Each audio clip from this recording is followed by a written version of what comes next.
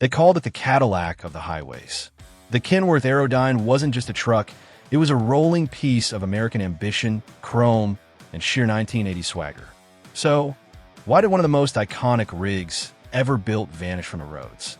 Today, we're diving into the rise, fall, and quiet disappearance of the Kenworth Aerodyne. And trust me, the truth's got more layers than a diesel mechanic's laundry pile.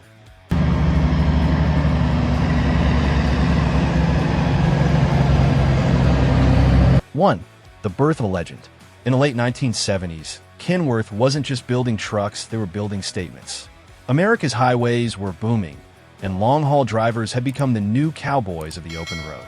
But under all that freedom, there was a growing demand for comfort. Drivers were living weeks at a time in cramped boxes that felt more like tin coffins than homes. Kenworth looked at that and said, "All right, what if we make it luxurious?" And thus, the Kenworth W900 Aerodyne was born, a truck that looked like it had driven straight out of a science fiction movie and straight into the American dream. Its most striking feature? A raised sleeper roof with twin skylights. To anyone who'd been stuck in a regular W900, this was mind-blowing. Suddenly you could stand up, stretch, and even let sunlight in. It was less a cab, more a small apartment with turbochargers. It wasn't just design, it was identity. The Aerodyne symbolized pride, power, and independence. Owner-operators loved it because it said, "I don't just drive freight, I own this road." Chrome stacks gleamed like armor, and that aerodynamic hump became instantly iconic. In an era when truckers were heroes in pop culture, think Convoy and Smokey and the Bandit, the Aerodyne wasn't a machine. It was a movie star. It told every trucker, you don't have to suffer to make miles. For the first time, luxury and labor shared the same cab. The Aerodyne wasn't built just to haul loads. It was built to make every sunrise on the interstate feel like freedom. 2. The 1980s boom. When the 1980s hit, trucking culture hit its golden hour, and the Aerodyne was front and center. Every truck stop, calendar, and chrome shop had one plastered on the wall. It wasn't just a rig, it was the rig. Those skylights made it instantly recognizable, and the name Aerodyne sounded like something NASA would have tested at Mach 3. Truckers adored it. It was comfortable, roomy, and downright stylish, a working-class palace on wheels. The cab wasn't just for sleeping anymore. It was a second home with space for your cooler, CB radio, and every diner mug you'd ever stolen. It felt alive, like the kind of truck that turned a job into a journey. But behind all the glamour, the industry was shifting. In 1980, trucking deregulation hit like a freight train. Rates dropped, competition soared, and profit margins got thinner than a diner pancake. Suddenly, trucking companies cared less about looks and more about fuel economy. For fleet managers, the Aerodyne's raised roof, once a symbol of pride, started to look like a wind resistance penalty. Still, the truck held strong through the decade. Owner-operators refused to let it fade. They customized it, painted murals on the sides, and added enough chrome to blind passing motorists. Even as new efficiency models like the Kenworth T600 crept in, the Aerodyne kept its cult following. It wasn't about saving a few gallons. It was about saving your soul on the road. By the end of the 80s, the Aerodyne had become both icon and outlier, the last of the romantic rigs in a world that was starting to count costs. But one look at that raised roof, and you knew, this was still the king of the interstate. 3. The fall begins. By the early 1990s, the trucking world had a new obsession: fuel economy. The same raised roof that once screamed luxury was now seen as a gas-guzzling hat. Fleet owners began to frown at that beautiful Aerodyne silhouette and mutter words like drag coefficient and aerodynamic inefficiency. In other words, the accountants had joined the convoy. Kenworth saw what was coming. The industry wasn't chasing style anymore, it was chasing numbers. So, they designed something entirely new. The T600, a smoother, slope-nosed machine that looked like an Aerodyne after a diet and a wind tunnel session. Truckers called it the Anteater, partly because of its long snout and partly because it looked like it had eaten all the character from the old W900. But ugly or not, it worked. The T600 could save thousands in fuel over a year, and that spoke louder than any chrome grill ever could. Owner-operators grumbled. To them, trucking wasn't just about profit, it was about pride. You didn't spend 12 hours a day behind the wheel of something that looked like a bug. The Aerodyne still had soul, but fleets wanted something that made sense, literally. The irony? The T600's aerodynamic shape was inspired by the Aerodyne's raised roof design, the very feature it was replacing. The future of trucking was born from its past, and the Aerodyne suddenly found itself the blueprint for its own extinction. By the late 90s, Kenworth had quietly phased out the Aerodyne's glory. It wasn't gone yet, just fading into nostalgia. The kind of truck that made you glance twice when one rolled by, because you knew you were looking at the last of the legends. For the quiet goodbye. By the 2000s, the Aerodyne was like an aging rock star, still beloved, still iconic, but out of tune with the modern charts. Trucking had gone corporate. Fleets didn't want showpieces with skylights. They wanted standardized, efficient machines that looked identical from a drone's eye view. Kenworth's new line, trucks like the T660 and later the T680, were sleeker, quieter, and built with computers in mind. They weren't designed to impress at truck stops. They were designed to pass emissions tests. And so, the Aerodyne name slowly vanished from brochures, almost like Kenworth didn't want to admit it was over. No farewell edition, no last of the line. It just faded out, parked somewhere between nostalgia and practicality.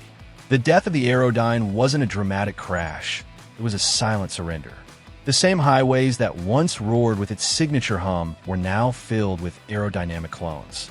Drivers who once took pride in polishing their chrome now had to worry about DEF fluid and fuel sensors. But here's the thing, you can't kill what people love. The Aerodyne became a collector's dream. Restored rigs started popping up at truck shows, with fresh paint, LED skylights, and engines tuned to sing again. Every one of them a time capsule from when trucking still had heartbeats instead of data logs. Kenworth didn't end the Aerodyne. The world just outgrew it. Technology moved on, regulations tightened, and profit margins left no room for personality. Yet even now, when one passes on the highway, heads still turn. Because deep down, every driver knows the truth. The Aerodyne wasn't just built for efficiency. It was built for pride, and pride never really goes out of style. 5. The legacy lives on. Even after its quiet disappearance, the Kenworth Aerodyne refused to fade into the rearview mirror. It became one of those rare machines that transcended its purpose. Long after its production stopped, the Aerodyne lived on through nostalgia, custom builds, and a loyalty of drivers who swore no modern truck could touch it. At truck shows, you'll still see them, polished to mirror perfection, gleaming under the sun like they just rolled out of 1985. The interiors are redone, the chrome stacks are taller, and those skylights still glow like a badge of honor. They don't just look good, they remind everyone what the golden age of trucking felt like: pride, independence, and a whole lot of diesel swagger. For collectors, the Aerodyne became a kind of holy grail. It wasn't just about owning an old Kenworth, it was about owning a symbol of freedom. Modern trucks may be faster, cleaner, and smarter, but they'll never have the same character. The Aerodyne had soul. You didn't just drive it, you formed a bond with it. Every bug splatter, every sunburned highway mile told a story. Even today, Kenworth fans trace the DNA of newer models like the T680 straight back to the Aerodyne's innovation, that raised roof, aerodynamic thinking, and driver comfort legacy. It set the standard for what a long-haul truck could be. The Aerodyne might not roll off assembly lines anymore, but it rolls through memory like a chrome comet. You can modernize engines and digitize dashboards all you want, but you can't replace what the Aerodyne represented: the freedom of the open road and the pride of those who conquered it. 6. Why was it really killed? Here's the truth. The Aerodyne didn't die from failure. It died from progress. It belonged to a world that no longer existed. By the early 2000s, trucking had turned from passion to precision, from independence to efficiency. The job wasn't about roaring across America anymore. It was about meeting deadlines, cutting costs, and following algorithms. The Aerodyne represented the old-school dream, when drivers owned their rigs, picked their routes, and lived by their CB handles. But as corporations took over fleets, individuality became a liability. Skylights didn't save fuel. Chrome didn't pass emissions tests. And raised roofs didn't fit inside the narrow margins of modern logistics spreadsheets. Kenworth had to evolve to survive.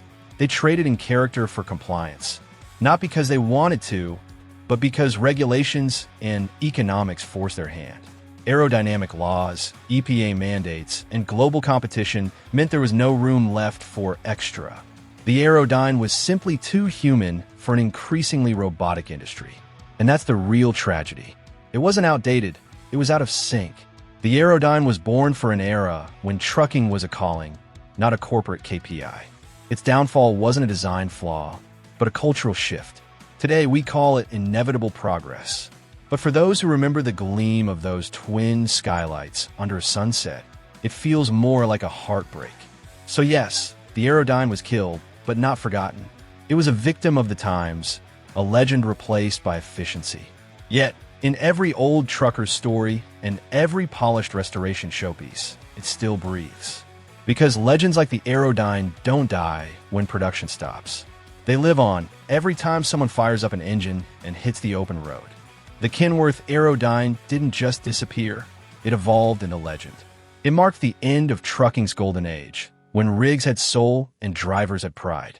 Today, every restored Aerodyne isn't nostalgia, it's rebellion. If you still believe trucks should have character, hit like, subscribe, and keep the chrome shining. Legends like this never die.